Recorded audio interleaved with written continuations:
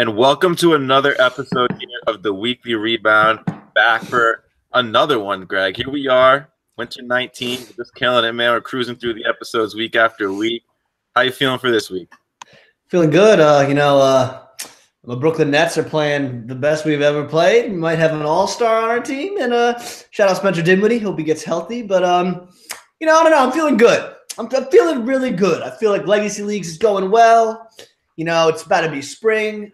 No more snow, hopefully. Fuck the winter. We got baseball coming around. Connor's got the Braves hat on.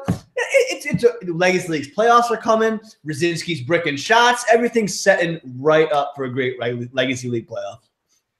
Greg, couldn't really have said it better than myself, like most of your intros. But yeah, I can't. I'm pumped about your boy Deloading. Might make an all-star appearance. I have him in my fantasy basketball team, so shout out him. He's Braves coming in hot. We got Markakis back the other day. Best outfield in baseball. Don't at me.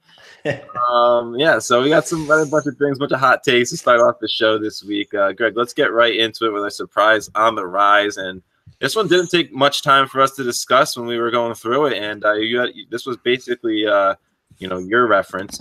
I went with it. We wrote it out. Went on this one consensus again. And it's our guy DJ Foster from the Young Kings.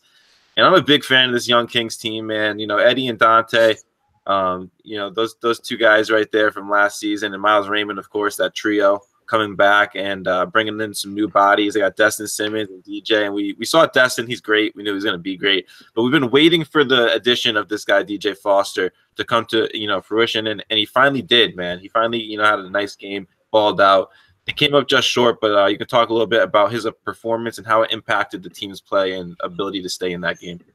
No, he was huge. He shot over 50% from three for this team. And, if he's given them that three ball, which we've really never seen in his career, even on this season, he's averaging 10 points per game. He's shooting 50% from three, though, 9 of 18. And if he's going to develop a three ball at the size he has, he's going to be something very special, Me and you have heard for so long, Cash is nice. And we're like, oh, we know Cash is good, but he's got to show us to be aggressive. And it seems like this year he's starting to do that. And I'm really excited for it. I think that he's having a breakout season. He's averaging 10 points per game, 55% from the field, 50% from three. Efficiency. That's what you need in this league because there's such limited time you're out there and such limited possessions, and he is efficient. And that's what's helping this Young Kings team. He's giving them a dynamic they need. In this league now, because the teams are so deep, you need more than one or two guys. You need at least 3 or 4 guys that are going to consistently give you at least 10 or 15 a night. And that's what DJ Foster's given them with 10 and shooting over 50% from both the field and three. Yeah, his stats had to be levied out by that 35 bomb that he just dropped. Yep. So that had to make his numbers look a little bit nice. He said he's averaging 10, so he just got up to that double digit with that bomb he dropped. So definitely that was a big night, breakout night for him, and something that, with confidence could propel him forward to make this guy a force for them because they need to stretch big. They all shoot, so it's good to see he can shoot. And I think he'd be a good addition for them, in the long run too, once they see him at his peak in the playoffs. So definitely shout out to the Young Kings. Shout out to their boy Cash. And, they're on the upswing. I know that they might be feeling down and out right now in terms of, where they stand in the league, but they're on the upswing. And I feel like during the playoffs, they could really upset somebody. So that's going to wrap it up for the surprise on the rise for this week. That was fun. We like doing that one every week. And we'll get right into the next 7. Let's start to recap these games, man. We had a bunch of good games for this week. And it started off with that game. Let's just get it out of the way because we already mentioned it. It's that TMC versus Young Kings game, man. This was supposed to be a big blowout for TMC. They were basically had most of the guys. And the Young Kings were without Eddie Whitman, who's last year's three-point champ. He's a great three-point shooter in general. He gives his team a lot of scoring and stretching the floor ability from the outside. So to see them only lose this game 92-99 by 7 points, I was actually really impressed. We just talked about it. So, why don't you just talk about the rest of the guys outside of Cash who chipped in and who for TMC was able to stick it out for them? No, yeah, the Young Kings, all credit to them. They played phenomenal. Destin Simmons is doing what he needs to do, and I think he's really starting to fit in more in this team. He's just pulling, doing it. He's J.R. Smith. He's a better version of J.R. Smith, and he's, no, that's a disrespect to Destin. Destin is like a Chris Middleton. That's the best way I'd like. He's a very good. Destin's a phenomenal player, and he's showing it on this team. He's fitting perfectly. Miles Raymond is starting to look like the guy that we liked last year. He's taking smart shots, playing good defense. And then they got this guy, my boy Napoleon, Xavier Lyons. I don't know how to pronounce his first name, so I'm just going to call him Napoleon because I know he's French. And he balls. This man can get up, and he needs to start taking better shots because he shot 6 of 17, over 5 from 3. Drive to the hole. That's your strength, and he's very good at that. This young Kings team, low key with Cash, having that big outing. They have 4 players now over 10 points per game. They got people that can really break out at any given point, and honestly they have good depth. They run 7, 8 deep. This young Kings team is coming, but TMC, man, what a disappointing stretch of games they're putting together. I mean, just like to start off, they beat Nick Strong by only 6. They get smoked by Sportslook. They beat Rim by only 7 when we just saw, like, I mean, the young Kings by 7 they win. Like, I'm just so underwhelmed and disappointed by this TMC team because they just have I know they're missing bodies. The guys they have are so supremely talented. You cannot tell me in this Run TMC Sportslook game, you can't tell me that TMC doesn't got probably the top 3 or 4 players in the game. Yeah, they're stacked. They're loaded. They got the talent when even all the, like you said, when they have missing bodies and guys don't show up, they still have enough talent present in the building most nights to blow teams out. So they want to see more of that. Definitely a disappointing from that perspective, but at the same time, at least they're finding ways to pull out wins. Yeah. So if you look at it from that way, it's they're staying alive without their bodies that all on the same nights. So when they get guys and they all show up, you can tell this team's a different dynamic than on other nights. But it's just, it hurts to see them not playing as consistent as maybe we'd like to. But at the end of the day, keeping their heads afloat and just got to make it and keep a decent seed for the playoffs, and then the rest will just go as the river goes. Just go with the flow, baby. So, Greg, let's get right into the next one. This was a good one, dude. Shocker 81, Chasers 67. Dude, this guy Devon Pratt, he's putting together an MVP campaign. Is he the front runner right now? He has 24-6 as the leading guy for the Shocker once again. And this was a good game against the Chasers, who are competitive. A lot of guys that they know each other on those teams there, little rivalries back and forth. And Chasers are defending champs in their own right, dude, and going up against the defending champs from last season. Tom Langston, he balled 24-8, but just not enough to get it done. Yeah, I mean, look, the Chasers are trying to put it all together. I think they look better than I thought they would look against Shocker City. 81-67, that's a hell of an effort against a great – I mean, Mike Davis had his worst game I've probably seen in like 6 seasons. 5 of 11, 4 of 10 for 3, 15 points for the last time Mike Davis dropped 15 points. I mean, the Chasers did an impressive job in the Shocker City team, but it's just like you said with TMC, Shocker City finding just a way to win. It's kind of like the same thing, no matter what, they found a way to win. The Chasers were missing Jalen Graham, so definitely an impressive effort. Jamal Jones showed out. Larry Little had a solid game, but he should probably stop taking those threes. David Armstrong continues to do his thing down low and dominate. They just got to stop arguing with the refs and stop getting in their way. I even saw Dominique Langston about 4 times that game say, like, stop arguing, but then he would go argue with the refs. So it's just, they're such a good team, and I think they're one of those teams that can upset someone if they lose a few games here and there and then get like a 6-7 seed. Not a team I'd want to play, but Deontay Washington gets a game played. Interesting. If Deontay Washington shows up for the last 2 weeks, he technically is eligible for the playoffs because of that gameplay. All right.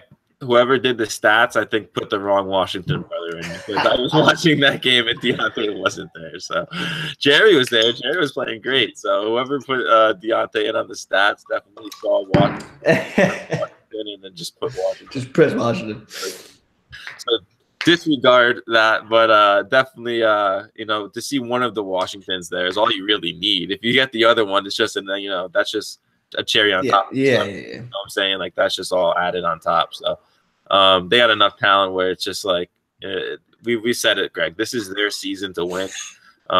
If they don't win it, it's going to be an upset. So, that's just the way I'm looking at it. There's definitely teams that have the ability to pull off the upset. I'm not saying that it's over, but like, it's, pretty clear that they're the best basketball team.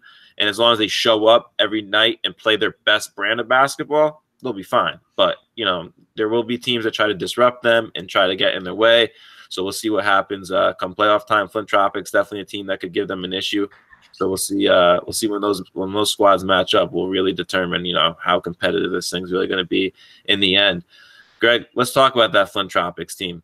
They had a great showing. This Nick Strong team, like you said, they've been giving people a tough time, dude. They've been losing their games by just small numbers of, it just hasn't been blowouts. And they once again found a way to compete in this first half. The Flint Tropics, they turned it on in the second and then quickly turned this thing into a blowout, 92-67. Your boy Bazzuto, what else is new? Balled out. But Anthony Vesecchio for the Nick Strong, dude. He had a good game. He kept them alive, but not enough to keep them relevant in this game.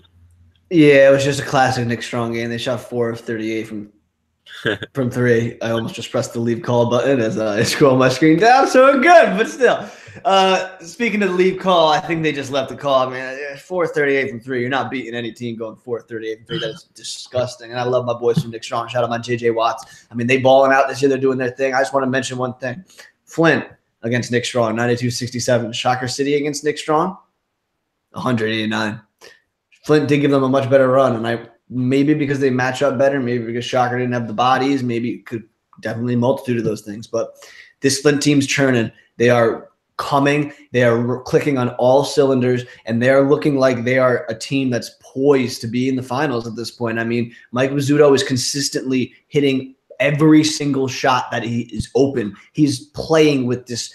I mean, him and TJ Gianni are like this dynamic duo. Nick Japs out of nowhere is balling now, looking like.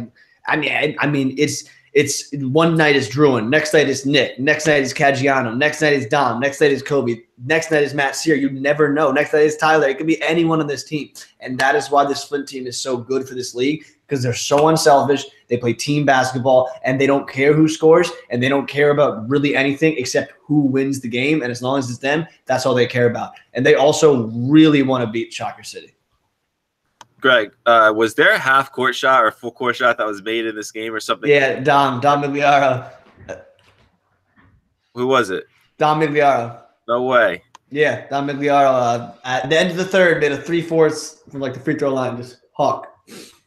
Wow. Yeah, I saw everyone going crazy over there, and I was doing the stats for the other games, so I couldn't see live what was happening, but I heard some crazy stuff going down, and I looked over, and everyone was running down to the other side of the court where Dom was, so I figured it was a four shot. So insane. That's pretty dope. Got to check those out in the highlights if you're it's a top play.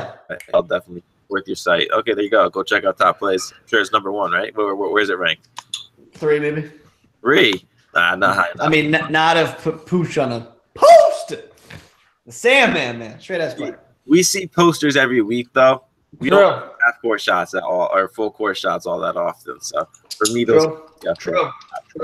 is my personal take. Greg, last game, man. Let's get into it. This was a good game, man. This was the one that was going to divide us up in the pick'ems, and you got so lucky. So, baby, that's how we do it. Losing your fantasy matchup by a few points because your best player got injured and you still kept yourself alive.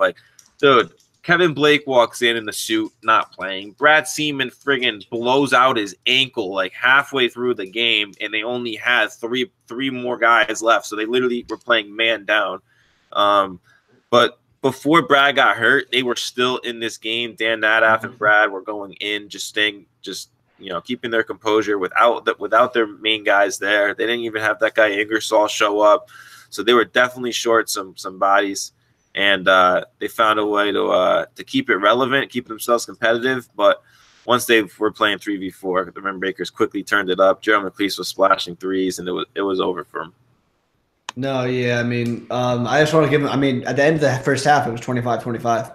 And I mean that's a ball. That is an absolute ball game, man. I mean, it was going to be a hell of a finish, and then unfortunately Brad gets injured. I wish my best to him. We obviously do, Hope he gets better. Hope he gets back out there. Hope Kevin gets back out there. Hope Jesse shows up and will show up again, because this team's going to need him, especially with the injuries now. They're too good. They're too talented. They show that no matter who they put out there, they can compete because they're just such a good. They're just a system. It's like the Patriot way. It's the Moose way.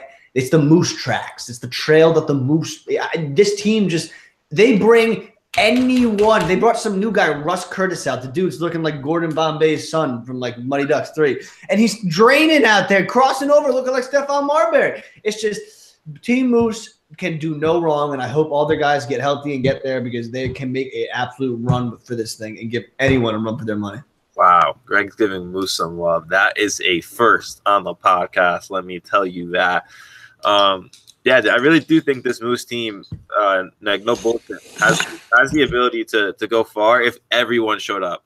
If they didn't lose Melquan Horton, if Melquan was able to find a way to come back and play a game or two, playoff eligible, and sneak himself in for those games. If Brad and Kevin Blake got healthy somehow and like just got like a medical miracle, that would be like a team that you would really have to keep an eye on, dude. You know, that would be Will Ingersoll, Melquan, Brad, and Kevin maybe in your starting four, which would be pretty dominant, dude. You have a ton of size there. Melquan can play guard. And all those guys pass the ball. So I wouldn't have a problem with that lineup at all. And I think that would be a team that would really be a dangerous Absolutely. team. So it sucks to see them, you know, lose some bodies in different ways this season. But, you know, a team that they always seem to just fall short of our expectations, whether it's in the playoffs or with injuries. It's just they can never get over that hump. But a team that I don't know about you, Greg, but I've always rooted for, and I really like those guys. And I love them, but I gotta be their villain, baby. I like the Spurs of the league, you know. They are the Spurs. Minus the championships, like the way they play basketball, the way that they stick together as a team. They really remind me of the Spurs. Greg, let's get into our power rankings, dude. Start at the bottom like we normally do and let you get into it. Go from 9 to 6, and then we'll talk about our differences and stuff. Pretty sure the preview, based on what we were talking about on the pod, was going to be a lot of differences. So let's get into hearing them. All right, so at 9, I got Young Kings. At 8, I got Nick Strong. 7, I got Moose. 6, I got Rim. All right, so definitely some differences right off the rip here. For me, I got Nick Strong at 9, the Young Kings at 8, Moose at 7, and the Chasers at 6. So, Greg, let's talk about the first one. You got the Young Kings sitting in that last spot now. You know, what makes the Young Kings not as good as Nick Strong? I just think that Nick Strong beat the Young Kings, and I'm just giving him the edge just based off that. That's really what I think. I mean, honestly, you could make a very good argument for the Young Kings based off the way they played against Shockers. Run TMC, honestly, and the way if the Young Kings show out again this next week and they play that well, they're moving up. Absolutely. Yeah, so that's fair. I'm not going to bust your balls for that. That's a fair argument. But no, I went week to week, and Nick Strong just disappointed me this week. Like I said, they've been keeping stuff competitive. I know it's tough to win up against a great team in Flint, but didn't keep it competitive. And they showed me that they could do it against teams like TMC and stuff. So I expected them to keep it close, and they didn't. And then, for sure enough, the Young Kings did. So maybe teams that just play TMC just make than they actually are. I don't know, but my God, Young Kings looked good, so I gave them the edge this week. So. The next one, Greg, that we had, the Chasers, dude. I have them here in my bottom 6. You didn't. You know, we'll talk about the Chasers where you have them ranked in yours. But any comment on me having the Chasers in the 6th spot? I mean, I'm not really that high on the Chasers, so it's not like. I mean, look. I don't know. I have Rim there just because Rim's record isn't very good, and I love that team. One of my favorite teams to root for. I just don't know really what to make of them. I just don't know what to make of them. I don't know. But I mean, I can't have a great argument with the Chasers because I don't believe in them that much. I think they're as talented as any team in this league outside of Shocker City, without a doubt. And I think they could give anyone a run for their money. But with them, I don't think it's different than any other of these teams. With them, it's all just can they stay focused throughout the game on winning the game and playing team basketball instead of just the refs out to get us. And I'm pretty sure actually something about the Chasers, which I'm going to make sure everyone knows, is that I'm pretty sure that they haven't had Jalen Graham and Dominique Langston show up in the same game yet. So I think they've shown up at different times. Like last week, Dom was there. No Jalen. I'm pretty sure Jalen was there a couple weeks ago. No Dom. I think they both weren't there. So, you know, when they get both those guys on the court at the same time, and of course their supporting cast, Jamal Jones has been playing sneaky good this season. He's been making some really nice plays. Yes, yeah, he's been playing good, and Seabrook is always a threat to go off from the outside if you leave him uncovered. You know, he's like another one who just like sneaks around in transition, gets open looks, and bangs threes. So they have a good team, good supporting cast. I like the Chasers for real, but it just seems like week to week they're a different team, and then you know. Just it's tough to go with a team that's not playing consistently and rank them in the top echelon in the top 5. So for me, I have them ranked at 6. Greg, let me hear your top 5. Understood. No, yeah, I mean, That's how I feel. That's next team. Run TMC 5. Chasers 4, Sportslook 3, Flint 2, and I mean Shocker City 1. No surprise there. For me, I got Rim at 5, Look at 4, TMC at 3, Flint at 2, and Shocker City at 1. So, Greg, let's get into the main difference here. At the top, I do have Sportslook sitting in that 4th spot. You have Run TMC. I know that these teams TMC got blown out, but I'm sticking with my guns on this one. That TMC is the better team overall, which could be a hot take. I want to hear your opinion on that. Look, on paper, I agree with you. I think they're the best team overall. This season, they got to show it to me. Cody DiLeonardo, balling, doing his job. 0% of the blame. Hey, Howie Miller, how's that 37% from the damn field looking? 37% from the field, my G. You were shooting 16 of 53 from three-point land. I did do that. Look at my stats. I did that. Come on, Howie. You got Tyler Feldman shooting higher percentage than you. God damn. And then we got Eric Langston, who is arguably one of the pod's favorite players. I love Eric Langston. He even came into Westcom when I was working over the break, and he was going to the game. And he like, damn, you haven't seen Legacy. He's shooting that freaking 42%. Ready for this? You ready for this? What was Plaxico Burress' number on the Steelers? Was it 17 or the Giants 17? He's shooting 17% from 3. Eric, you're shooting 17% from 3. You're too good. Take that shit to the hole. I take back my guard statement. You ain't a guard. Get down low and dominate these boys. It's unbelievable. I'm just so tired of this TMC team. They're too good. Look at this team. Reggie Stewart, Eric Singleton, Eric Langston, Howie Miller, Joey Zacco, Paul Miramare, Cody DiLeonardo. I'm done. They should be good. It makes no sense. It makes no sense. They are too talented. I don't care who hasn't shown up. Too talented. I know how good they all are. And I know they're going to prove it to us one week. But I'm waiting for it. And it's so frustrating watching them every week and just waiting for it because we know how good they are. It's over. The rant is over. We knew it would be coming at some random point. It just exploded like a time bomb. And there it was, Greg Horn versus Run TMC, the rant of the year on the pod. It's because I want him to do good. You could beat Shocker. Here's a fun drinking game. Take a shot every time Greg moves his hands during that rant. And, you'll be blasted. Greg, that was a good take. I love it. Yeah, you know, I got basically it's going to be a Shocker City's Flint Tropics finals. You think? I think he's that wild card X factor. I think the Chasers could be an X factor when they got their guys. Same with Rim Breakers. You know, when the McLeish just randomly shows up and Pooch balls out, there you go. There's another team.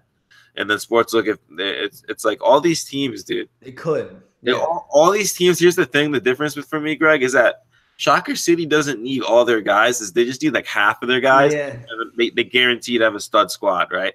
Like all these other teams need like all of their guys. You know what I'm saying? To show up in order for them to compete with like a half of a Shocker City team, which is just crazy to think about. So that's why we got Shocker at 1. That's why not to go hard for TMC. That's what I'm saying. Like if you're gonna choose one roster, probably that could stand with Shocker, it'd be TMC. It's fact. So Greg, let's get into these pick'ems. You took a lead last week, and I you got lucky with that. That game should be exempt and should just be canceled out. That was a bunch of crap. But let's preview these games for next week. We got Shocker City versus Moose coming up. You know, before you go with your pick, Greg, I want to hear I think you're up 2 games, right? I am up 2 games. You're up 2 games on me. We gotta make up some ground here. Shocker City versus Moose. I'm going Shocker, obviously. Yeah, I'm gonna go Shocker as well. You know, the Shockers just playing too well. Devon Pratt's having an MVP season, 23 points per game. He's shooting over 50% from the field, and I mean he's second in the league in rebounds, second in the league in offensive rebounds. Devon Pratt's having an incredible season. The Shocker City team's having an incredible season, and I expect them to just keep on rolling until someone tries to knock the brakes off. Basically, best I could put it as well, buddy. So let's get into the next one. Another one with another top team, Flint Tropics taking on the Chasers. This could be a sneaky game for the Chasers to make an upset if they get all their guys.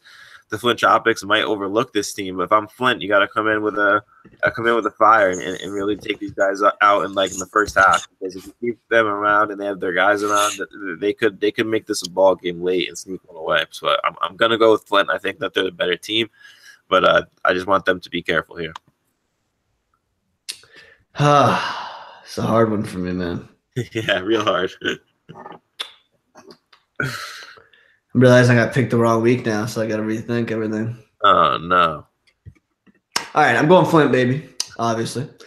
I'm worried for my guys for this one, though. If Jalen Graham and Dom show up, Deontay Washington gave them a huge problem last time they played, a big problem. And Dominique Langston is he's just as big. I mean, that's a big guy.